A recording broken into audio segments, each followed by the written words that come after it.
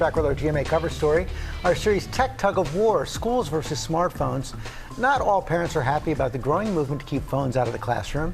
2020 co-anchor Deborah Roberts is here with the story. Good morning, Deborah. Good morning, George. As you know, so many schools are opening their doors this year with new rules, limits or outright bans on cell phones during class time to cut back on distractions.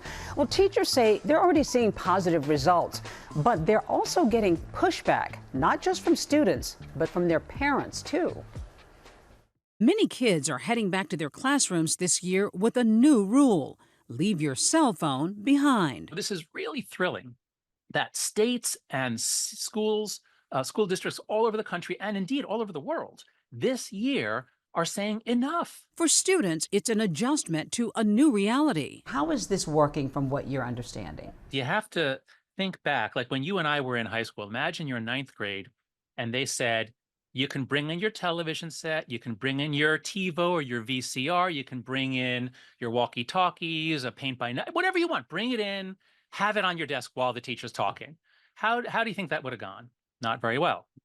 But if you have a smartphone in your pocket, that's what you have. Social psychologist and author of The Anxious Generation, Jonathan Haidt, has long argued that smartphones are stealing our kids' childhoods. Encouraged by the new actions in schools, he says they're seeing immediate impact on students. I've never found a school that said we went phone free and boy, was that terrible. We had to reverse it. We hear laughter in the hallways. We haven't heard this much laughter in the hallways in 10 years. Haidt warns that research shows the mental health toll cell phones are having on kids who become consumed with content, often feeling insecure about their own lives and growing distracted during school. The phone is always more interesting than everything else going on around you. That's why our kids are getting hooked. But with schools taking a tougher approach to protect students, some of their parents aren't buying in. Like Larry McEwen, a father of 5 whose 13-year-old twins attend Alice Deal Middle School in Washington, D.C. What's your overall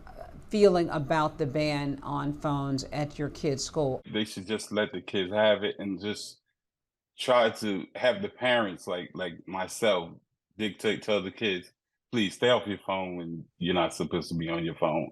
He says his kids need their phones for schoolwork during class, and he worries about their safety. The twins were in a school lockdown last year and he couldn't reach them. No one knew what was going on. He's not alone. Maryland mom Janina Green wants her daughters to be able to reach her if something frightening happens. I think the kids should have access to their phones at all times. She communicates frequently with them throughout the day, including to coordinate schedules. I don't want to keep going through the school, and it'll be quickly overwhelming for them if they have to do that for every parent. She argues it's the teacher's responsibility to police the classroom.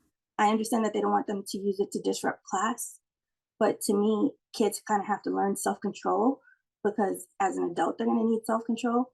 So they're going to have to learn when it's appropriate to take out their phone and when it's not.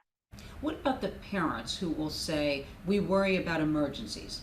We want our kid to have access to the phone. Heaven forbid something happens during the course of the day. I certainly understand that fear. I've got a 14-year-old and an 18-year-old. But what do the experts say? Our kids have been practicing what to do in these circumstances. Imagine you send your kid to one school where everyone has a phone on them. What's going to happen? At the first sign of any trouble, half the class is going to be calling their parents saying, Mom, there's something going on. There's something going on. And now you can't respond. This is not safe. What you want is a school where the students are doing what they're supposed to do in an emergency. That's the best outcome for your kids.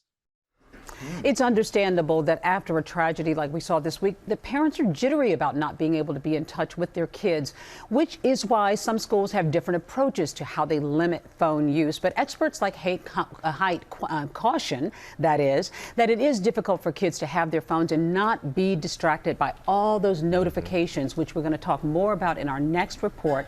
And of course, Haidt has more information and resources for parents and families online at anxiousgeneration.com.